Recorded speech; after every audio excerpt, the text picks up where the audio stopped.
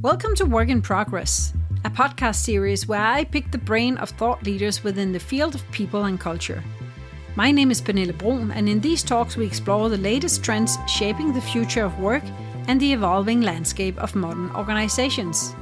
In today's episode, I'm visiting Stine Pi Halmind, who is People Engagement Manager at Nordic Solar. Nordic Solar is a Danish solar energy company headquartered in Copenhagen, Denmark.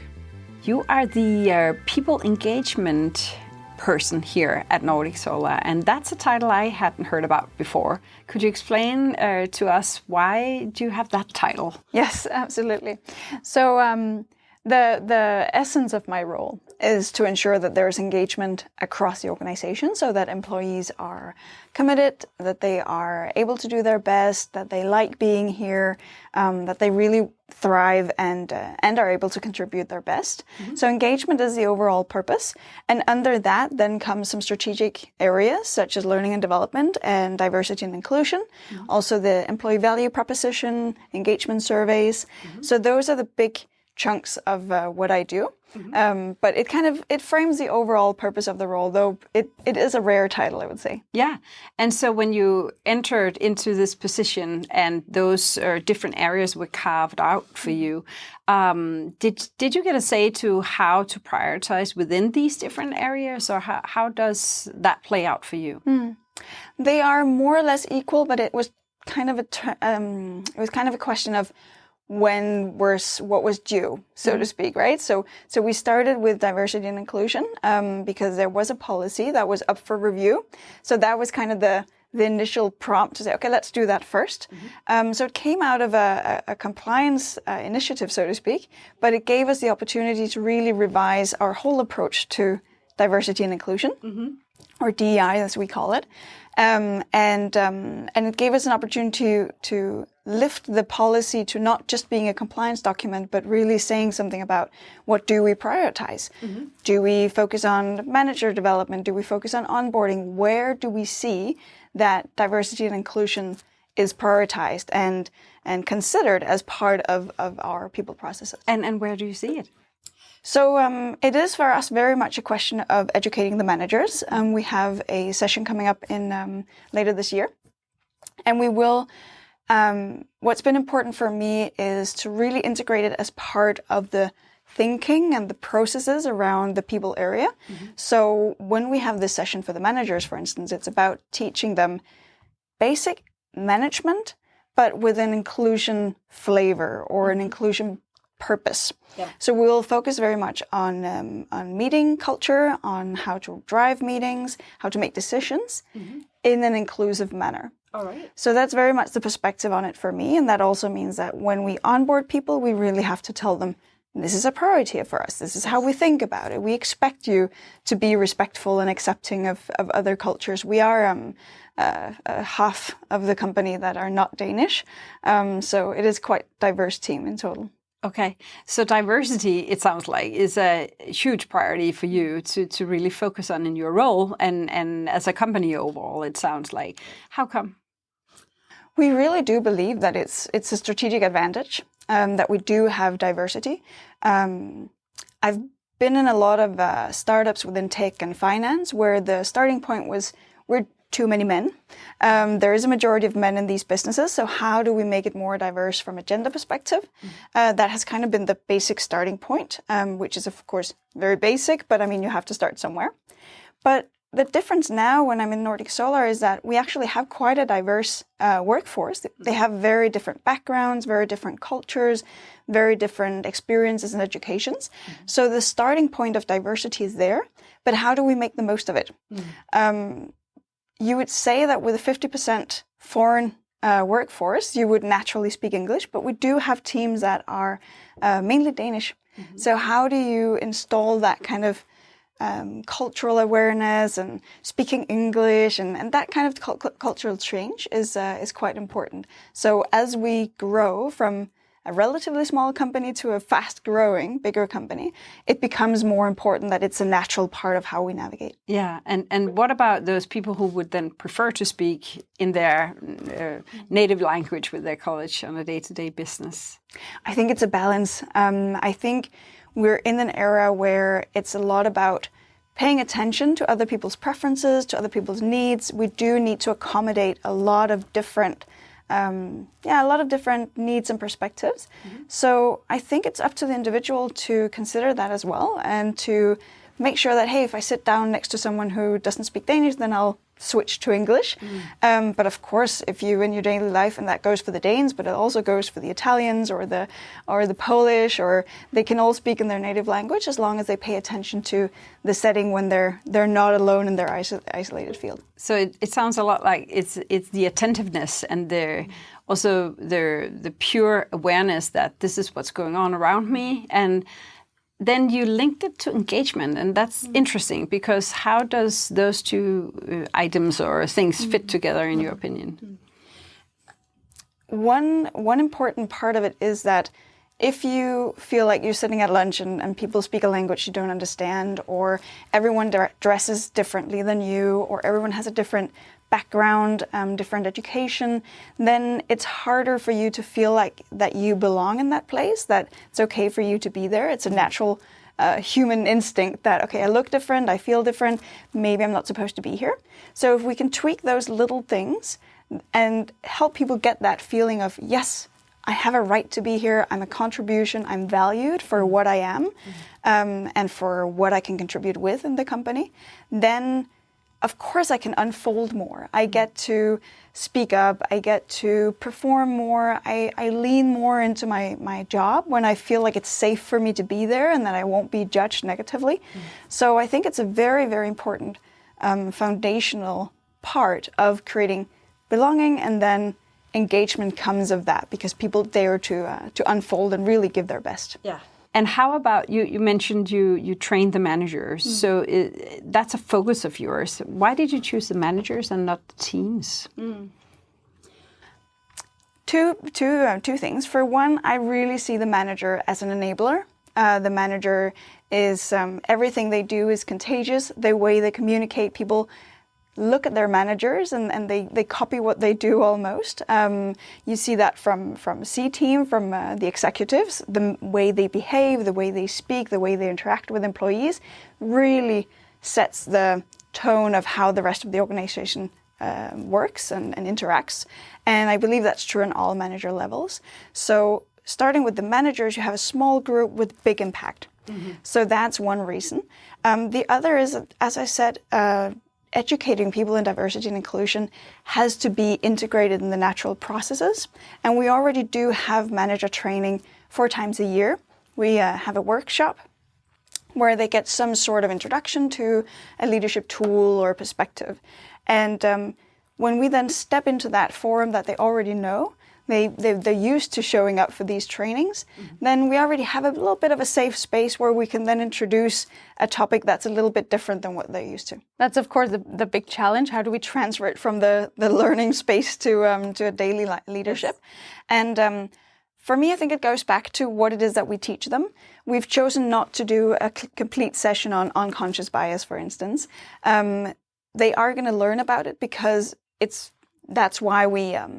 that is what can stand in the way of us doing something differently, is that we just do what we would like ourselves, or we do what we're used to, or we do what we think others want. All of these assumptions, we do need to clean them up. So it is important to talk about unconscious bias, but the headline is inclusive leadership, which is about running meetings and having one-on-ones and making decisions, which I know they'll do. Yeah. So hopefully by attaching it to something that is natural for them and that they will have to do next week or even the day after they step out of the training session, then hopefully that's a way to kind of implement it and make it natural. And do you then follow up? Or it sounds also like you very consciously work on creating a continuous learning culture here. Yeah.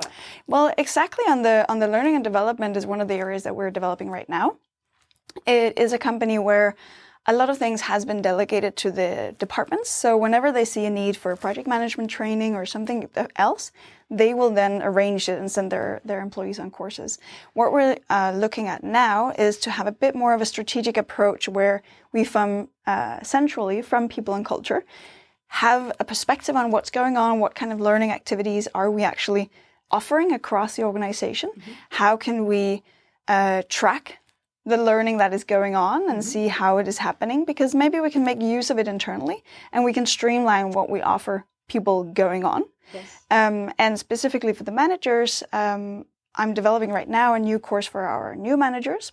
So we'll do probably 4 or 5 workshops over the course of a year. So more or less what they're used to, but then we'll add some workshop elements where I really discuss with them what they've learned. They'll have some self-study in between, and we'll do very practical exercises that they can then go and practice in the month or 2 until we meet again. Yes. So hopefully that'll create more coherence and more accountability, because they know, well, we'll meet again soon and we will follow up on this. Some of them have expressed a need to interact even more with a small group of manager colleagues. So some of them will probably have some sort of sparring circle or a little peer group that they'll meet with over lunch, and we'll very much support that and see can they then exchange experiences on what they've learned. So that's kind of the basic foundation of it. And how do you track it? It's a good question. I think what we need to do first is to understand the need in the organization. What is it actually that we would need to teach or train or learn? And then we find the best methodology for that. Obviously, we are looking into online training because it is an efficient way and it's flexible in the sense that people can do it when they feel like it, when it suits their work day. But it's also known that it's one of the difficult means of learning to actually transfer it into daily life. So we'll find the methodology and say, well, how do we find the right mix between physical and online training? And then, of course, you can track how much training do people actually do. That's part of EU compliance these days, that you actually report on the number of hours.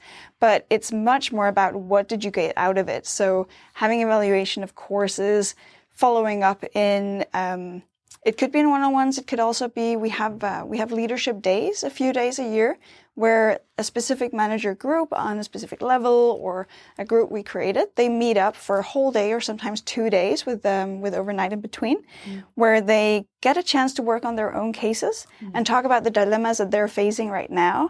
And of course, they have external facilitators that kind of help the conversation and guide them. And I think those touch points really matter in anchoring the learning, because they will get to talk to each other about what did that mean for you? How does that play out? Or someone comes up with a dilemma and someone else said, oh, wasn't that the training we actually had? Because someone in the group will remember, even if you don't in the moment. So I think that internal accountability rather than just a tick box measuring or evaluation, I think that's where the real impact is. Yeah. So in your position, how do you prioritize what initiatives you need to focus on next? For me, it's a balance of looking into what's cooking in the organization, where is there a need. I have the entire learning and development field as part of my work, and of course we're going to look into learning and development for employees. But we did start with the managers, and usually you say, well, let's start from the bottom. Let's make sure that we get something broad, but in the management group, there was already talk of how can we optimize, are we getting the most out of the activities that we have? There was an opportunity to actually go in and say, oh, you know what, I'll support you on that. There is some momentum, some energy there. Right. And I think that guides me in a lot of priority decisions, is being in touch with the organization, knowing what's on their mind, because that's where I can have the biggest impact. Yeah. And then, of course, there's a strategic direction of, is there any compliance coming up that we need to look at? Is there anything that's, sometimes you have like a pretty good baseline and you want to lift that and optimize it and mature it. And sometimes you have something that's not up to par and we need to fix that. So I think that's part of the considerations. So how do you keep track of all those priorities? So do you have like a spreadsheet, or how do you organize that? Well, currently we use Microsoft as our tool, so I actually use their planner tool. So having the different streams and topics, and then the tasks within that, and the areas and reminders. So a basic task management system, I would say. So do you fill in the topics yourself, or are you also building on something that's already out there that you can maybe touch upon? In my position, I build it myself. Of course. We have a chief people officer that I spar with a lot, and she has regular weekly, maybe bi-weekly meetings with the rest of the executive team. So of course we adjust depending on the priorities, and I say, is this still urgent, or should we push that to after summer? Yeah. So we'll adjust, but it is very much an independent role, so it's up to me. Nice. So on a daily basis, when you engage with the managers and the employees, of course, how do you build up that trust and confidence so that they will actually use you as a sparring partner? So in some organizations, we know that the HR people are maybe seen as more someone who comes in control and, make sure we live up to compliance and stuff like that. But it sounds like you are in a position where you want to be a sparring partner and a trusted advisor almost. How do you make sure you land in that position, if that makes sense? It does, and it very much aligns with my personal mission of being in this role, is being that trusted advisor. One of the things I do is, of course, to listen and be flexible. So for me personally, that's also the way that I'm geared. That I prefer listening. I prefer understanding what's their point of view, and then I'll adapt around that. Sometimes I'll have an agenda and say, I know that we need to reach this goal, but how we do it, that depends on where their preference is. Do we do A first or B first? So what I do if I have conversations with them, after we did our engagement survey, I would go out to all the managers and I will share the results from their survey, and I would kind of teach them how can you then share with your teams. So that's one point of interaction I have with them. There could also be specific items where they invite me in to talk to the entire leadership group in that department or the entire team, and then we'll address a specific topic. And when I have these conversations or preparing with the manager, I'll listen for something that they say that's really good. So if they come up with a point, it's also the culture in our department, or maybe it's a question of who communicates, or I know that it matters what I say. It's like, yes, it's really good that you say that, because it does matter what you say. For instance, in my experience, this could help you. And then I'll draw something in. So I'll wait for those little moments, which means that sometimes it takes a little bit longer. But when you get that opportunity to be that sparring partner, then they hear it. And they see how it's valuable in their specific context, rather than me coming up with, this is a new way of doing things, or I think you should think about this, if it's not on their mind already. Yes. So I think that's a way to really anchor the things that I come with, and make sure that they have a specific impact. And then if A or B comes first, we'll figure that out. It's about their everyday life, right? But it also sounds like you're almost in a coaching role, because it sounds like sometimes you give an advice when it's timely and due, but it's also about asking questions and prompting them to maybe find some answers and solutions themselves. Absolutely. What's the link to coaching here? Because it almost sounds like you are entering into this role with a coaching mindset. Yeah. Well, the first concrete example that comes to mind is one of the things that you learn as a coach is sometimes to ask, is there anything I haven't asked you that I should have? And I actually use that question quite a lot. So also if they say, well, let's have a meeting, we want to gather the leaders and we want to inform them about our approach to collaboration based on the recent engagement survey, then really asking an extra time. What do you want out of this meeting? Yeah. What's the purpose? What would you like to see happen? What are you worried could happen? Yeah. So really understanding their perspective on what are we going to face in this room, whether it's literally in a session with their employees or it's in their daily life. Yes. So getting that understanding of what it is for reality that they navigate, and finding the positive energy that we can then build on. So really being that, and then trying to come in when you have those openings and say, okay, well, here there's a gap where I can fill something in, right? Or here's a doubt, or here's something positive that I can really help boost. So I think that's kind of the coaching aspect of it. Yes. So all new managers, they're offered coaching for 4 sessions a year. So not a lot, but sufficient to create some sort of constant in their daily life. And we give all managers and almost everyone that we recruit a personality assessment. So they will have that as a starting point when they start their coaching. So as it is now, the coaching is a safe space for the managers. They can talk about whatever is on their mind, whatever they prioritize. So we don't keep track. We don't ask for reports on what's going on in the coaching sessions. It's their space. So we don't know if they're very much linked to what's going on in their daily leadership, or if it's on the personal side. We don't know, but it's a choice that we've made that they have that space. And how come?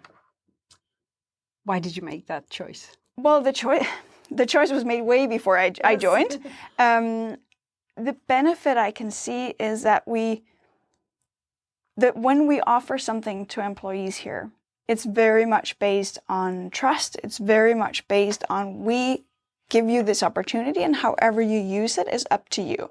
So whether we're talking flexible work or specific benefits such as training or breakfast in the canteen or whatever, it's here, and you can use it in the way that you want to. We don't have to control how much you eat or how much you use this benefit or how many times you go to the massage. And I think it's the same with the coaching. Say, well, we offer you this free space, and it's a gift because we think it benefits you and it benefits us as a company, but we don't mandate how you use it. So it's very much part of that open culture that we have. I think the honesty and the genuine approach to people, I think, is what kind of informs that. And you could say that, okay, that's how it started. Again, back to this company having an incredible, naturally healthy culture. It's an approach that I've had for years. It's the way that I believe we should help organizations. It is that we offer something and we create guidance. And if someone feels like, or they're able to run on their own, if they don't need the guides that we make for them, or they choose not to use our offers, that's fine. But I want to make sure that it's available for those that could actually use it, because it's sometimes harder for them to ask for it. And what we're seeing right now, we're seeing a big trend towards what they call tailored employee value propositions. We've talked about, after COVID, we've seen this hybrid work coming in. We've seen working from home. There's an increased trend of flexibility, or at least difference in how people work.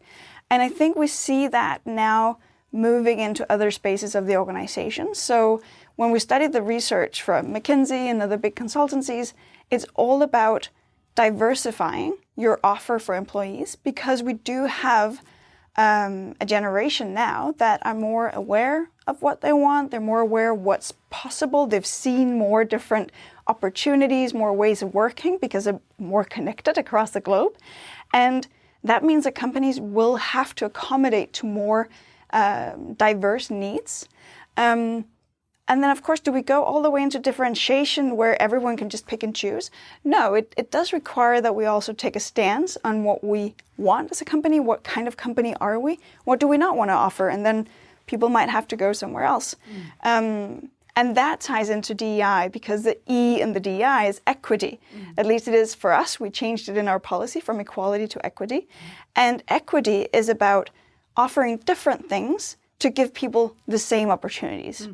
And I think that's a very saying approach or terminology for how people in culture have to act right now. We really have to think about equity and inclusion and saying we can't just offer one thing and then you can use it or you don't.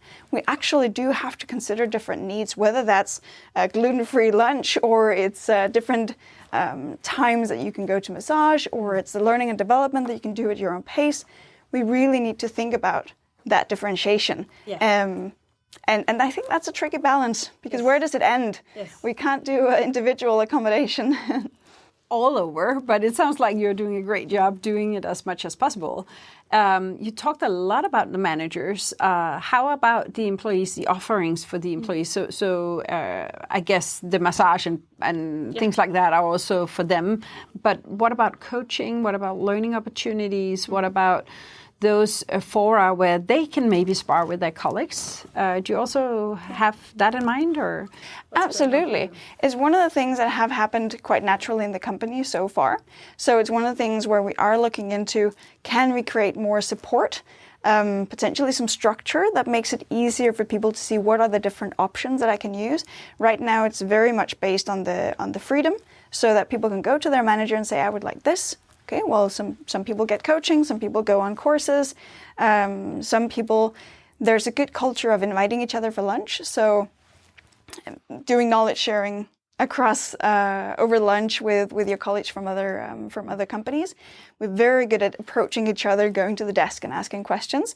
So I think a lot of these things happen naturally, but the more we grow, the more complexity there is, and the more we're going to see that some people won't just naturally come and ask for things, or they won't necessarily know what they want or what would be best for them. So they ask for what they think is right. I need to go on this course, but maybe it would actually be better for them to have some training on the job. So what we're looking into now is creating that support structure to say, okay, these are the opportunities.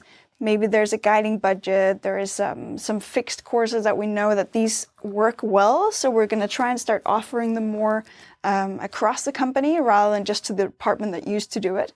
So I think it's very much, it's about finding that balance without ending up in a rigid structure where this is the only thing you can do, or people just take the opportunities you give them because they don't get anything else. So really trying to find that balance again is where we're at now. And it's not something that we're done with at all. It's very much at that stage where we lift it from a good baseline to something even better. All right. So what's the best part of your job? The best part for me is when I see the specific impact that I have on people's work and their interactions in daily work life. So I do a lot of strategic work where I'll do research on what's best practice within employee value propositions, what's best practice within DEI. I'll summarize that, I'll present it, I'll design some sort of proposed solution, a framework, process. But where it really matters is when a manager comes and say, I've been thinking about this, and I'm happy you asked, because I've actually thought about this, or I want to test this with you, or I have something I can provide for you. And those moments where you really see, oh, I helped this person who will now go and use that in their team. Or it could be an employee that I'm having my employee development conversation coming up. What do I need to do? Do we need to follow the template? And I actually get to tell them, well, it's not about the template. It's about you having a really good conversation. It's about you clarifying your options. No one expects you to have a 5-year career plan. If you do, now is the time to lay it out. But really guiding them on how to navigate in between the processes and templates and offers that you see in the structure. That's where it really becomes magical. All right. So it also sounds like you found a really good balance between your strengths profile, or who you are as a person, and combining that with your position. So what would it be a good advice for any new people looking to enter into the P&C space or the HR space? What would your advice be in terms of being themselves and fulfilling the role in a personalized way for them? I think the first step, if you're completely new to the area, is understanding the different areas within people and culture or within HR. For instance, with us, we have, so I'm kind of on the strategic level where I spend a lot of time thinking about what's the direction, what's the frameworks, what's the trends, what's best practice. We have a business partner who sits in a specific department, in our case an engineering department, 2 days a week, and catch all the questions, all the doubts, participates in meetings, really have the close contact with the business. And in our case, she has a 40 people team. Other businesses you will have 50 or 150 that you're a business partner for. It's a completely different work because you're much more out there. And you have the operations part where you're very much into the HR data, the processes, what are the rules and regulations, how do we onboard people, how do we make processes for this, how do we remind managers that they need to register illness or whatever it is. And they're very different personalities in each of these areas. So I think that would be the baseline, figuring out where do you actually feel like you fit. What is it you want to do? And then being true to that. And sometimes, yes, it's a lot easier to start in operations because they'll usually have more junior employees coming in and doing some of the base work, and then you can work your way up. But really knowing what you want. And then I think once you understand your strength, you can much easier, you can better tell that when you apply for a position or when you join a company or a new team, and also continue to do that when you have the interactions with the organization, saying, what is it that I offer? So for instance, well, for me, it's about understanding what you as an employee or you as a manager want. And if I say that out loud, then they know my primary purpose is not to come in with my advice. I'm happy to share my experience. I'm happy to tell them about best practice, but I can't just refer to all the research or what I know that worked for someone else, or I really have to listen to them. So speaking out loud about what it is that you can offer them really gives that opportunity for the optimal collaboration. So the more clear you are, and it does take some experience and some testing things out. So if you really don't know, then go and try and copy someone else and say, okay, I can see that some people work in this way. They're very advising, they're very direct, they're very structured.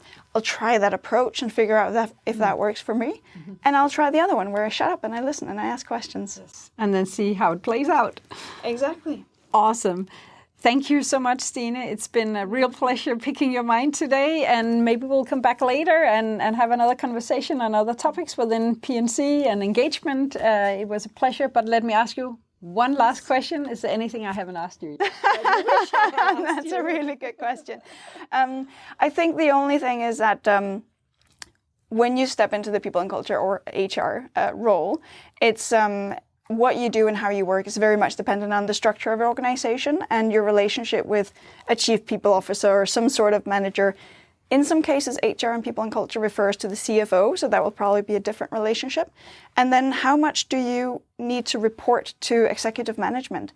So in our case, a lot of what we do, we put into slides and we present it in 10-minute presentations to the executives, to our C team, so that it makes it easy for them to say yes or no, to really back the initiatives that we have. So if I come up with a recommendation, they'll usually trust me and say yes.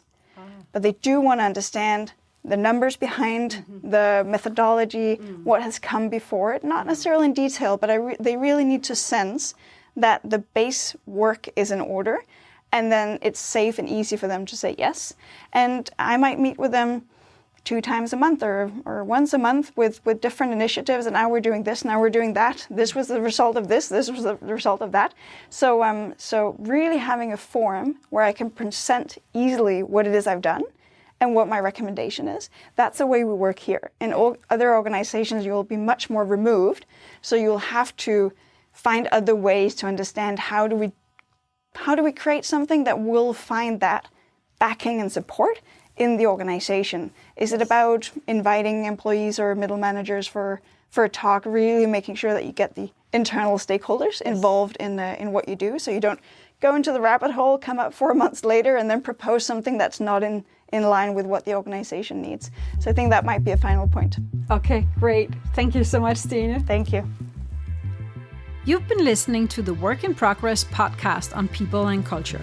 If you enjoyed this episode, please feel free to share on social media. For more resources on people, culture, and working in a modern world, please visit getsession.com and check out our articles, guides, webinars, and more. Thanks for listening.